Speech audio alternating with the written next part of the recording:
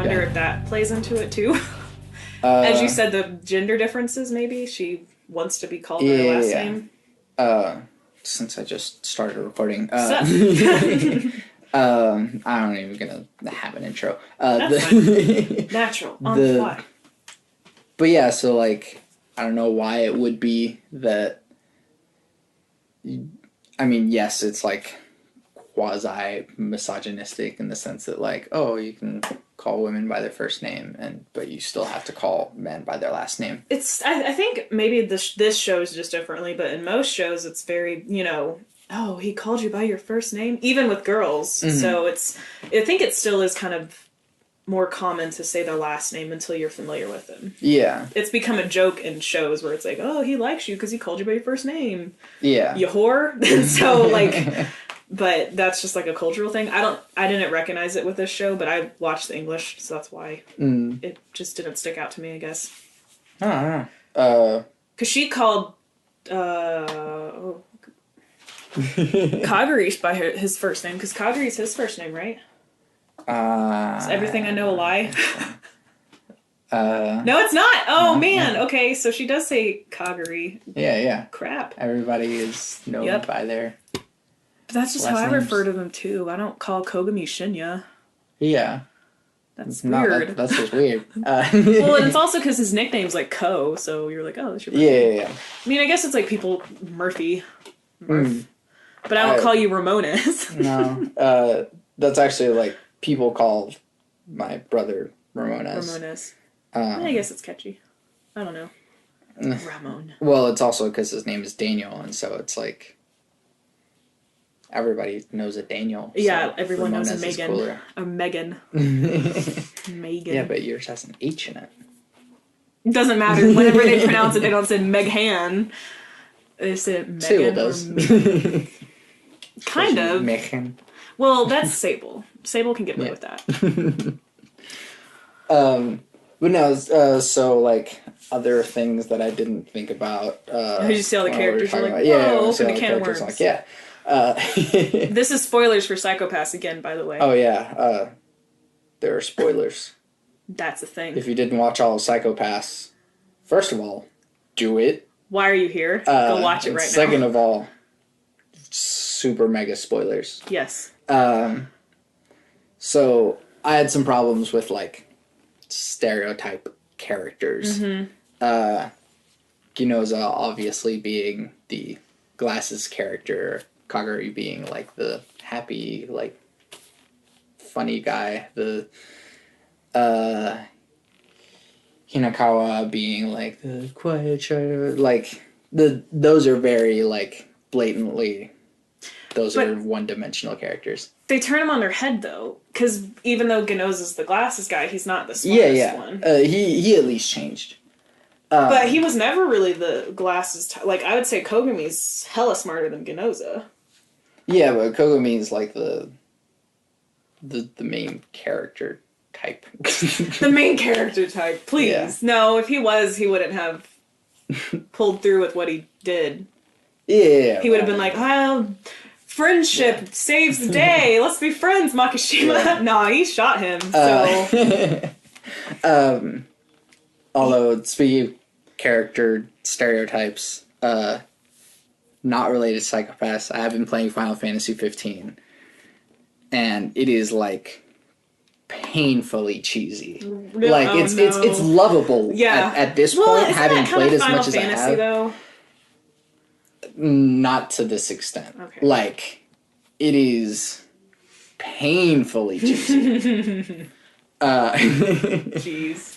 So, like, yes, over time you get used to it, but, like, since the game was in development for over 10 years, there's just, like... Oh, yeah. So much product placement because they have to pay for it somehow. And so it's, like... I just did a Cup Noodles quest. Well, isn't, like, don't they drive an Audi or whatever? Yeah. Isn't there, like, Audi banners everywhere? There's... So, there's a quest, it's like a little side mission thing that's like, oh, go see, like, the wedding dress of, like, the wedding that would have happened but it's designed by Vivienne Westwood, an actual real world fashion designer. I don't know. I guess I don't hate that because, you know, in anime I watch, McDonald's is Whackdonald's. And you kind of, it's like so close to the word that but you're that's like, making that's fun of stuff. Yeah, but it's kind of distracting too. But I know why they can't say McDonald's. No, but it's funny. They're making fun of it. They can't say McDonald's because they're not paying for it. Right. But I guess I'd prefer it to just actually be the thing. So in Final Fantasy 15, they actually did pay for it. Oh my gosh. And so American Express symbols are in the doorways of shops. And that's also cringy, though. Just make it up. I don't know. Their camping equipment has the Coleman brand on it. Oh my gosh. Like, that's crazy. It is so blatantly product placement that it's like terrible, but it's also lovable in the same way. Like, at least they made it lovable. It's as though Japan hasn't gotten out of the 80s. No. Precious. Or they just needed a lot of money. I think they just needed a lot of money. This game out that's been in development for 10 years. I haven't even been waiting on it. I can't imagine the people that have been waiting on it. Yeah. You know, that have been wanting to play it that badly. Gosh. Well, sorry. Anyway. Digressing. No, you're fine. It's just like the main 4 characters in there are like these painful stereotypes. Noctis, who is the quiet type, Prompto, who is like the funny, fun guy. He's the one with the camera, right? He takes all the pictures. Yeah. And he's blonde, of course. He's blonde. Gladiolus, who is the big, deep voice tough guy, and Ignis, who is the glasses character. But don't they have their own quirks that make them kind of different? Yeah. But, like, even the quirks that make them kind of different are either, like, more stereotype or just, like, way out of left field. Like, each character has, like, skills that they develop. And right. So, like, yeah, Prompto is, like, a photographer. He, like, takes pictures of everything. It's like, oh, hey, that's cool. And, like, it's an interesting game mechanic. But, like, Noctis's skill is fishing. Right, which is very weird. It's just like... this cool prince guy. Yeah. Well, and isn't Ignis a cook? Yes. Because I see the Salt Bay He's like... all the time. He's the mom yeah. of the group. He looks like he'd be my favorite. Glasses character. Aww. Like an actual... And I'm sorry, we're still talking about Final Fantasy, but like... I just put it in the description, it's fine. There is an actual conversation that they had in the game, which was like... So, like, do you ever just, like, wear contacts, Ignis? Or, like... Have you ever thought about, like, not, like, wearing glasses? And he was like, well, actually, I don't really need glasses that much. Like, my vision isn't really that bad. And they were like, oh, so why do you wear glasses? It's like, I like to see my world crystal clear. And it's like, oh, gosh. Did he, like, push up the glasses when he said that? No, crystal clear. Because he was driving. Oh, fair. But, also, he's the one that drives. Yeah. And then, I guess spoilers for Final Fantasy. Later Spoilers, in the game, Ignis drives. Oops. No, like, there's a point in the game where he actually, like, loses his vision temporarily, which is just, like, the most, like... Oh, the glasses character ironic can't thing. see. Yeah. Hey, get it? Symbolism or something. It's a fun game, though. Irony, I'm enjoying it. yeah. Like, it's funny and dumb, but, like, that's exactly what to expect from the game. It's funny and dumb and beautiful. And so that's why. Yeah. I would still argue that Psycho-Pass does not fall prey to the stereotypes, but... Except for Hinakawa, who does nothing. Yayoi? The red-haired quiet guy, who is nothing but the red-haired quiet guy.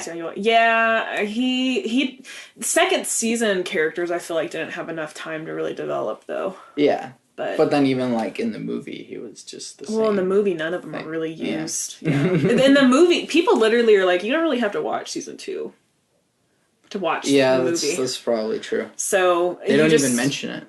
No. Like, they don't really mention what happened. They're there, but that's it. There was actually a point where I got confused that, like, I had misremembered that Ginoza had died at the end of season 2, and it was actually Togane that had died at the end of season 2. Yeah. And so... Masaoka. No. Togane, sorry. The evil... I thought you were talking about season 1. This is spoilers, by the way. I hope they know. So, like... Yeah. I misremembered that, and so I was watching the movie, and I was like... Where is he? No, it was more that they were, like, talking about Ginoza, and I was like, oh, he died. I was like, wait, did he? Wait, no, he's still there. There's so many dark-haired, broody characters. I hated Togane. Ew. Oh, well, yeah, you're supposed to. No. Bad. But I hated him even before you knew you were supposed to hate him. Yeah. No, I mean, like... I think they made it pretty clear that you're supposed to hate him. I actually didn't see that twist coming, though. That he was going to be a baddie. I kind of did. I don't know what I thought the twist was going to be. He was just like... it was going to be that ghost guy that was like, oh. He was just, like, too suspicious. Yeah. Like... He was almost, like, too, like, I'm going to help you out. Yeah. You know? And so, like, Akane is like, hey, I need help with this thing. He's like, can I help? I'll be right there. Right. And then he's like creeping around the corner looking, and it's like, all right, dude, like, we get it. You're creepy. Yeah. It's like, oh, we only have like 12, 13 episodes. We got to ramp up everybody else. Yeah. Ginoza and Akane kind of stay the same, but everyone else is like very, dramatic stereotypes. I would agree with season 2, but mainly because I feel like if they had more time to flesh them out more. Mika maybe... I don't think she's actually too dramatic. I think her character is actually one of the better written ones in the show, even though I hate her. Yeah, no. It's just hate her guts. Yeah, I just hate her guts. I feel bad because I know people that haven't seen season 2, and they're like, I really liked her character. I don't want to watch season 2 because she turns bad. I'm like, well, shit happens. Sorry. Yeah. But it doesn't mean she's a bad character. There's bad characters that aren't written well. But she's a bad character that's written well. Yeah. If that makes sense. Speaking of good, well-written characters. Yes. Professor is an awesome, awesome person. Saiga. Yeah. I knew you would like him. I was like, this is a Santiago character. And he gets to shine in season 2 more. Yeah, he does. Another reason why I like season 2. Because he's in it more. Like, it is kind of cheesy in the sense that, like, I feel like that's going to be you in like 50 years. He sort of like can analyze everything about a person like immediately, which is like no one can actually do that. But in a world that's so advanced, it's almost kind of believable though. Yeah, exactly. That someone like him would exist.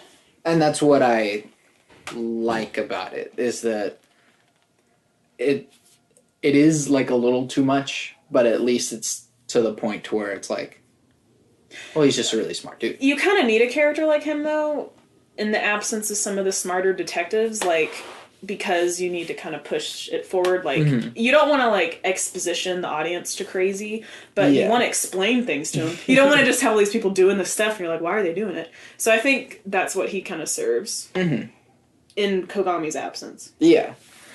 And, like, he's just a intellectual, like, he's a grounding point. Yeah. So anytime any characters are just like all over the place and like, I don't know what to do, I have all of this, like, they go to him. Yeah. And he's like, well, come on, you idiot. Right. Look over here.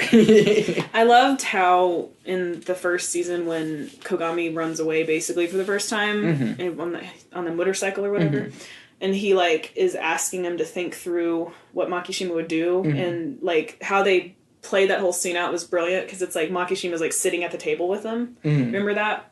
I really liked how, just in general, that was well done. But it really showed kind of the thought process of like how a detective and those type of people think. Maybe like you have to literally put yourself with that person in the mind of that person. And that's something that's very prevalent in like other detective media. Right. Like in the Batman games, like you have the detective mode, but like whenever you find something, like it sort of replays the event for you, and like if you find like a bullet or something, it like shows you a little animation of like the bullet going that way. Right. And then with a really good detective game is LA Noire. I've heard good things about that one. It like it's set in LA in like the 1940s, 50s, right after World War II. And so like you go to crime scenes and like you like manually inspect stuff rather than like, I don't know, some like cutscene about it or like a mini game. You like interact with it more. Yeah, you interact with stuff. Yeah. But like running through the mind of a detective, like I like how Saiga, rather than he does so a little bit more in the second season, but rather than sort of explain his own biases or his own like thing, he really just helps characters realize themselves, come to that conclusion themselves. So he doesn't like tell someone what they should think or what he thinks is the best. He just like asks them questions in order to let them get there. Yeah, and he's just this very, like, if I was a rebel in this kind of society, that's how I'd want to live, because he's got this awesome house and everything about him, like, is a perfect embodiment of what the system isn't. So he lives in this normal house with actual furniture, nothing's a hologram, he cooks his own food that tastes like actual food. He has books, actual books, and he's like, it's like normal for now, but like technically in that world it's not normal because everything there's an illusion, but he lives in the very real. Yeah. But it's funny because you're like, oh, he's a bad guy because every person he's taught, they're hue clouds. But is that necessarily a bad thing to have your hue cloud? He's just making them think. Yeah. I like how he's so good at reading people, though, that it's like almost a superpower. Yeah. It's interesting.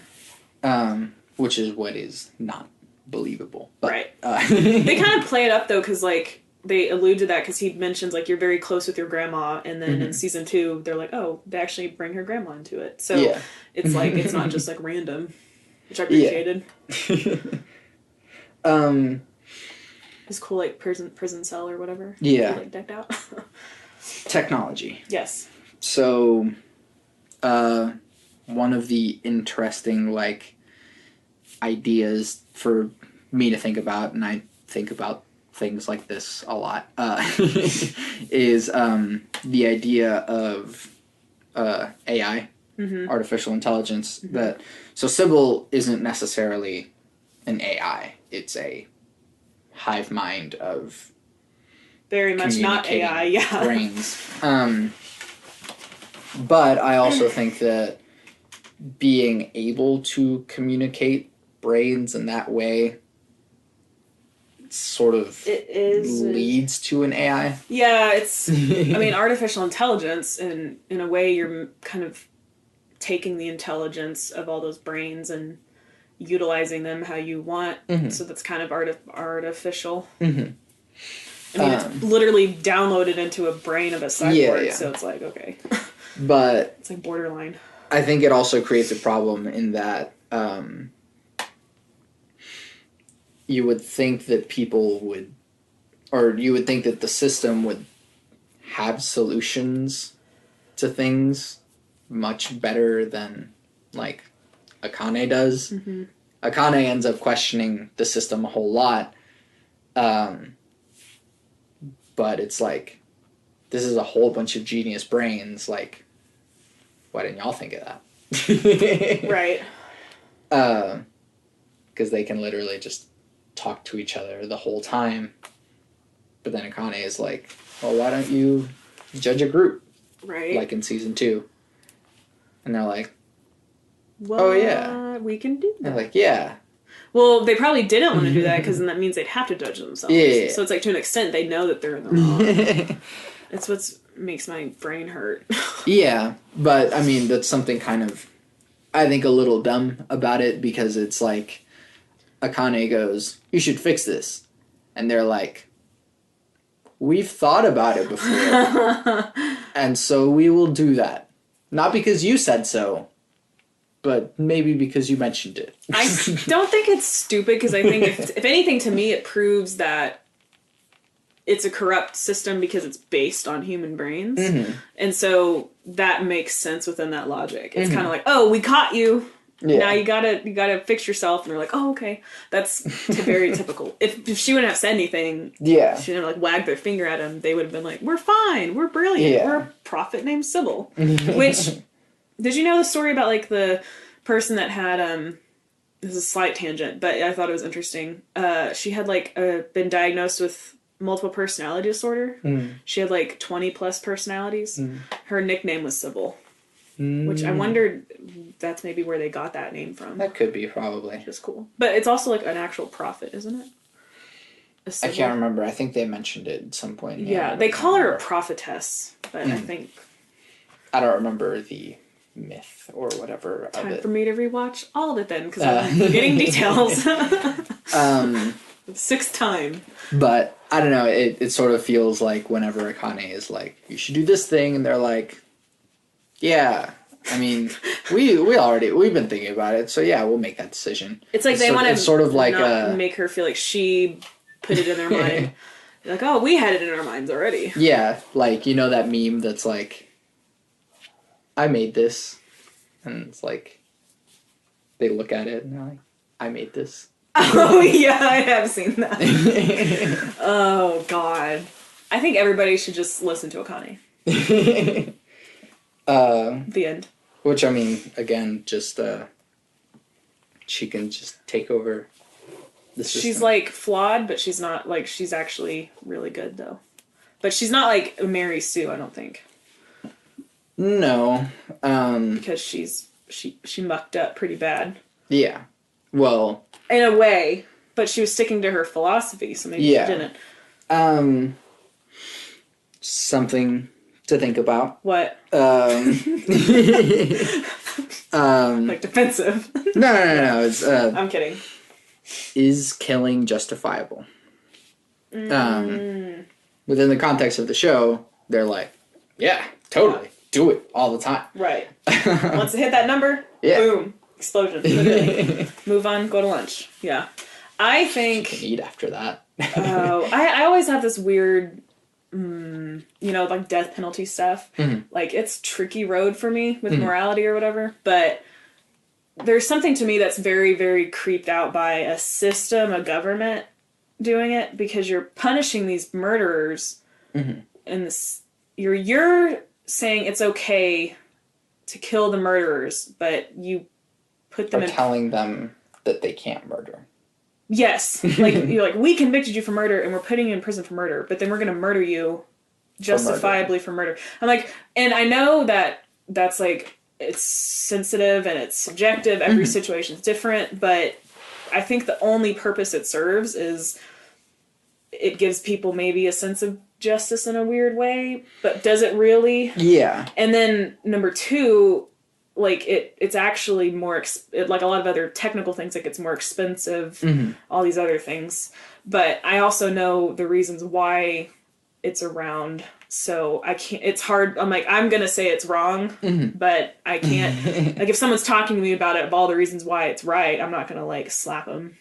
Like, I'm going to listen to them and be like, okay, I hear you. But... I will gladly have a big argument about it, which will end up in... someone being very angry at the other, but it's hard for me to be like, yes, it's moral in this sense, but it's not moral in this sense. I feel like it has to be one or the other. Yeah. Because then who's... I can't a lot of times if I'm people... right to judge someone's life. a lot of times people say, like, well, not everything is black and white. But some things are. Yeah. And for me, at least, black and white killing, yes, no? No. And then do everything in between then to make sure that you do not have to get there as much as possible.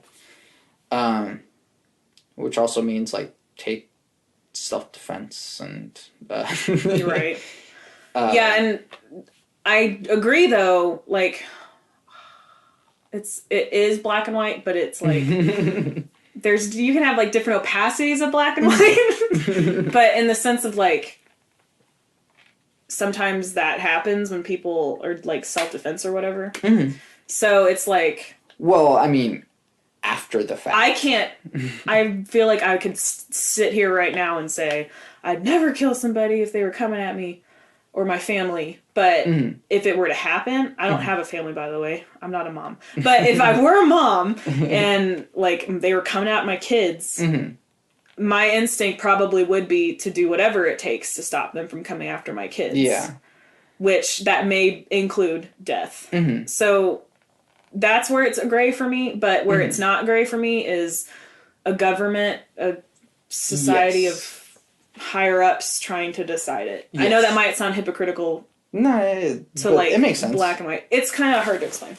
But that's where it gets gray for me. Yeah, yeah. So I'm pretty positive I can't judge a mom that saved her kids by having to kill somebody, whether she intended to or not. I don't know. Yeah. That's where it's gray. But, I mean... it kind of goes to the, like, whenever a system does it, you also have to call out the hypocrisy of the system as a whole. Right. And so if the system also gives out a law that says, don't kill. Then why are they using that? Yes. Yeah, exactly. That's why it's weird. That's why that's messed up for me. Because I'm like, okay. Yeah. So, but, I mean, the system does all sorts of... the system. Sounding like so crazy. It does all sorts of things. Like, if we get, like, arrested, you know why. But, oh, I would have been arrested a long time ago. I mean, me too, probably. But, it creates a lot of laws that it breaks. So. That's like a whole nother podcast, too. No, maybe we can run on that. But, at least for me, I can't say what I would do in a situation such as that. Yeah. What I can say is that might be my greatest fear. Being in a situation like where you'd have to make a decision like that? No. Killing someone. Oh, yeah. Dealing with myself after having killed someone. Even if it's like in every possible point of view justifiable. Oh, it would never be easy. I don't know how I could even if you justifiably did it, I don't think that suddenly makes it like a switch where it's, oh, well, that's fine, I'm fine. Yeah. I'm pretty sure if you have to kill somebody even, if it's justifiable and self-defense, like, you're going to live with that the rest of your life anyway. Yeah. I could not live with myself. Yeah. Like, I'm not saying I would, like, kill myself or whatever, but I'm saying you would never be the same. I would not feel right about it ever. No matter how much, like, convincing everybody tried to do to, like, no, this is self-defense. I don't think anyone should try to convince you. I don't know. Yeah. If that's their place. I don't know if that's their place to or not. Yeah. Quite possibly my greatest fear.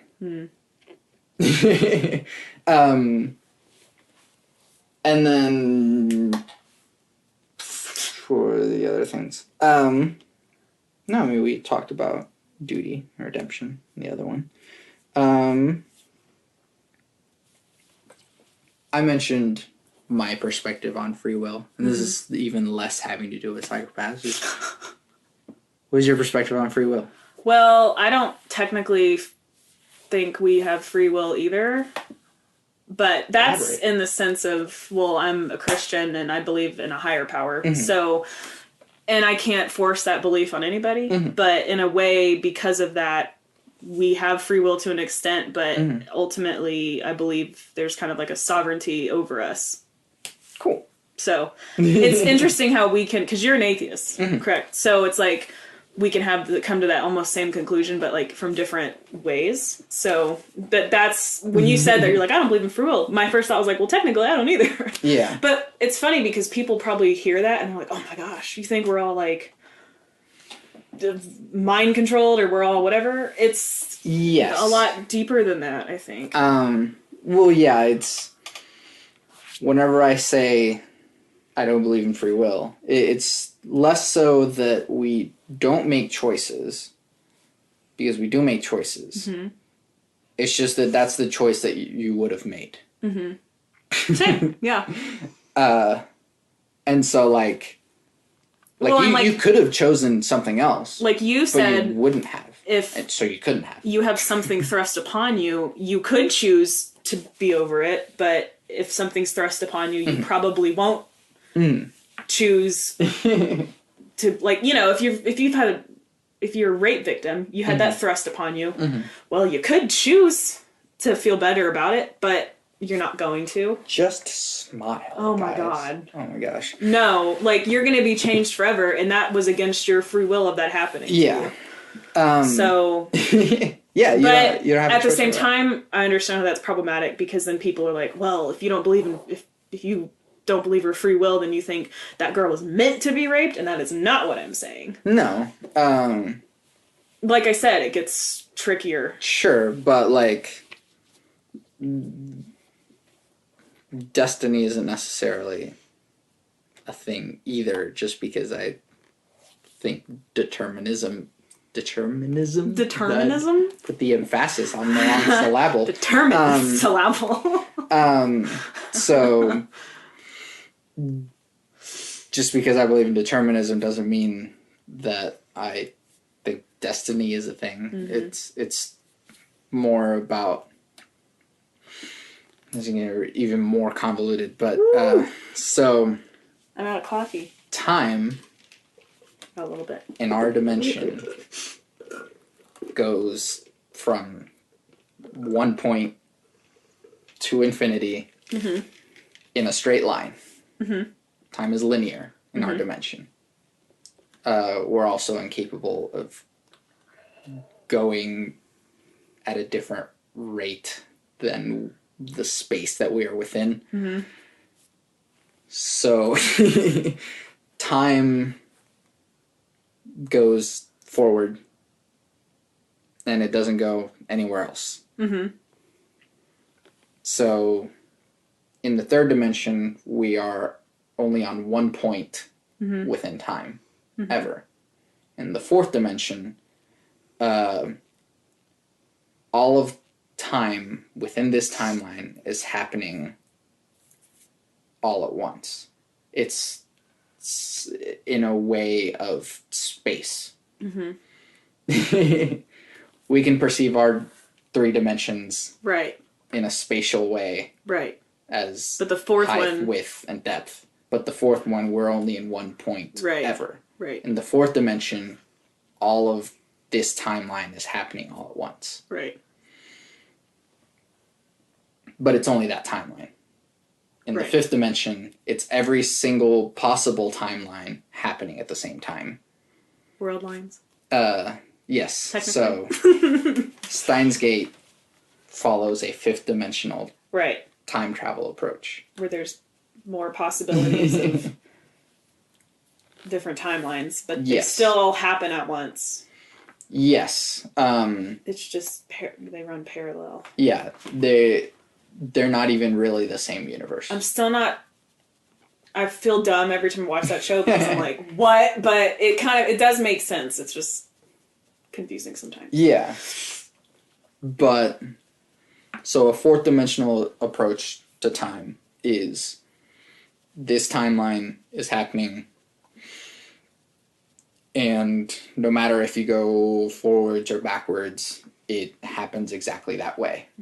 In a fifth dimensional approach, every single different variable through the timeline exists. So, being deterministic as I am, time time happens only within this timeline. Everything that has happened is exactly within this timeline, and everything that is going to happen is exactly within this timeline. Right. And is like, we can't choose otherwise, because everything that has led up to this moment happened anyway. Happened. Right. And everything that has led to me being who I am happened anyways. Whether you chose for it to or not. Yes. Yeah. So I can't. I can't. I can't even. Yeah. That's a good way to describe it, I think. But it doesn't mean that we don't make choices. Whenever you choose to go, oh, I'll drink water instead of Diet Coke or something, you make that choice. And it's a good choice. Do that choice more. But I like my soda. I'm not speaking to you specifically, but I feel attacked right now. I'm just kidding. I'm actually drinking coffee, which is probably just as bad. No, it probably is worse because this is actually sugar. Anyways, you don't drink coffee. You can't judge me. No, I don't drink coffee. Coffee is gross. Coffee is not gross. Fight me, listeners. No, okay, that, you make Saiga really sad. He drinks coffee. Be like Saiga, drink coffee. I'm just kidding.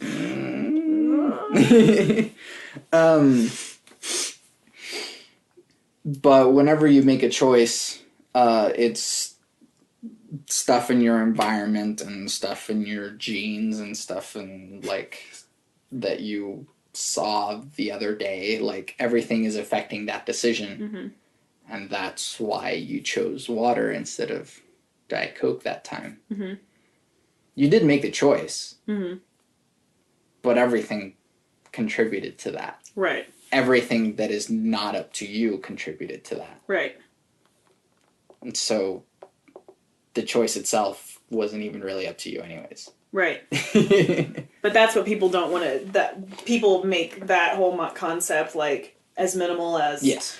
Oh, no free will? You mean regardless of what I do, it's gonna... I'm like, no, technically you're still choosing things, but it's way more complex than you think.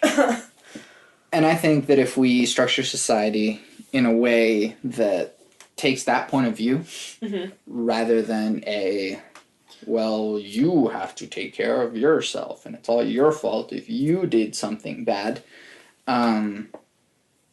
rather than go, well, this person is bad, and we should punish them for that.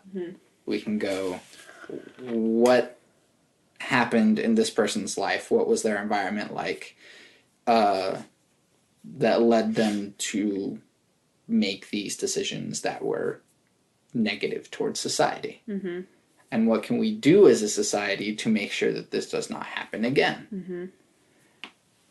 So that way, instead of putting all the fault on the criminal, it's not anyone's fault. It's just that that's what happened, but we are also capable of shaping our environment. And so what can we do to the environment to make sure that this happens less? Right.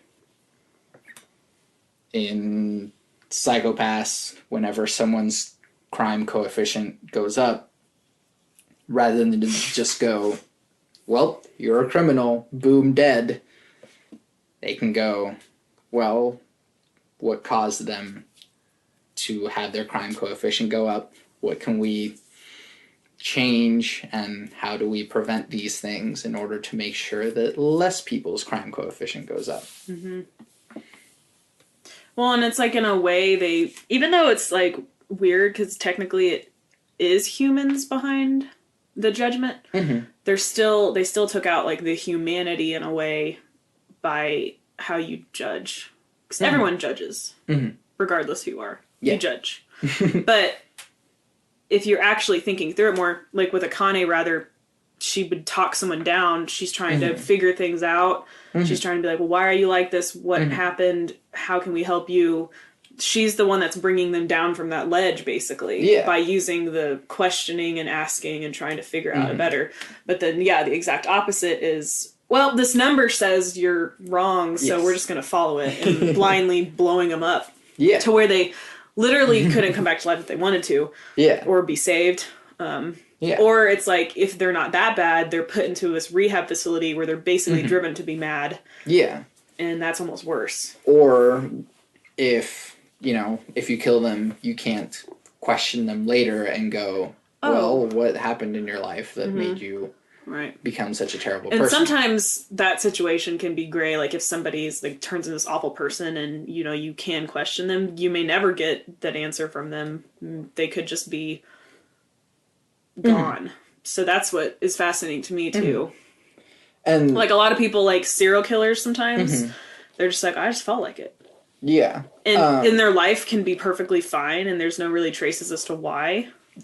So it's kind of like that we know of, right? And so, but even if you do the research, what if you don't come across anything? It's still worth checking. Well, yeah, but if you don't find anything, do you keep checking? Sure. After that, the thing about it is that, like, so the human mind is like the most complex thing that we've ever come across. I'm in a psychology class right now, so like. So I told you, should tell your psychology class. That little factoid is fresh on my mind. Just watch this show. Done. Plenty to talk about and be tested over. I'll probably have to leave in like 5 minutes. Oh, okay. Sorry. I was like, let's start talking again, and then it's like, oh wow, it's already been like 45 minutes. Yeah. Time flies when you're talking about deep things. But just because, like, everything that we can think of right now is being looked at, there's still some other stuff that we haven't looked at. And so by continuing to look and approaching things differently and adapting and changing, we can go, oh, hey, we didn't see this. But that's last hard. time. And that requires effort. Yes. And that's what people don't want to do. Yeah. It does. Yeah. Yeah. Sometimes it's hard to not kill a person because it's so much easier to just shoot for center of mass and kill a person. Or you can work really hard and get really good at shooting limbs, which is a lot more work. And that delves into a whole, well, if you're shooting, should you shoot to kill? Should you shoot to... Isn't torturing more inhumane? Blah, blah, blah, blah, blah. Sure. Technically, yeah. I don't own a gun. I'm not in that argument. Right. Well, I would argue that torture, like, shooting to, like, not kill, it could be considered torture, which could be worse, but that's a whole nother topic. But you're alive. Yeah. that you think they are, but what if they want to die? Okay, that's up to them. Yeah. I still wouldn't want to do it, though. Like, I wouldn't want to kill somebody. But it's interesting to ask the question. Yeah, well, like, I don't have jurisdiction over someone else's life, bodily autonomy. Yeah. So I won't. That's why I'm like... That's why that show boggles me, is I'm just like... And why I relate to Akane so much is I'm like, I don't have... Even in that moment when she could have killed him, Makishima, after what he did... She's in, even when he's about to slice her friend's throat, she still couldn't do it, because it's like, in the way I don't feel like our humanity and our soul, like, I mean, I'm more of a spiritual person, so I see it as that's not how you're supposed to solve the problem. Yeah. And there's actually, I mean, there's people of Christian faith or whatever, even just religious faith, that think it's fine, but I don't. Naturally, I would just say I don't. But... Yeah. I can't... I'm human, I'm going to say that there are gray areas for me, but... Yeah, well, the quiet atheist in me is like, well, you're just doing it wrong then. Right. But... Quiet atheist. No, I don't like to yell at people with that kind of stuff. I don't either. It's not... If you want to have that conversation, that's fine with me, but, like, you know, I'm not gonna throw that at people. Anyways. You should just pick that up and throw it. I'm just kidding. Meghan? Santiago. Working with, well, first of all, thank you. You're welcome. Thank you again. That started off like, literally like, why do Japanese people use first names or last names? And it ended on like, death penalty. Welcome to Bit Death. That's how it goes. Thank you. Where can we find your things? I'm Monarch Star everywhere. MONARCHSTAR. One word, usually, or it's separated by a hyphen. Mm-hmm. That's like my Instagram, my cosplay Facebook page, my Twitter, my Facebook, whatever. I have a Snapchat. I have Snapchat, yeah. It's also that. I mean, I Snapchat people, whatever. I'm trying to think of, like, the other social medias. Oh, I think those are the ones I'm on. Tinder, No, Grindr. I don't use Tinder or Grindr. I also have a photography page. Lucid Star Photography, which I'll be uploading to that soon. I've been editing stuff. It's just, I need to get my brand figured out to start watermarking things. So. Yeah. That's me. Cool. I'm Santiago Ramones. You can find all of the things that I do on my website, santiagoramones.com. I make music, which you can listen to on there. Listen to it. It's good. I hope so. Yes. He's going to be an awesome musician. He already is an awesome musician, but... I try my best. He's going places. If you listen to this podcast, because you are listening to it right now, you should also let me know.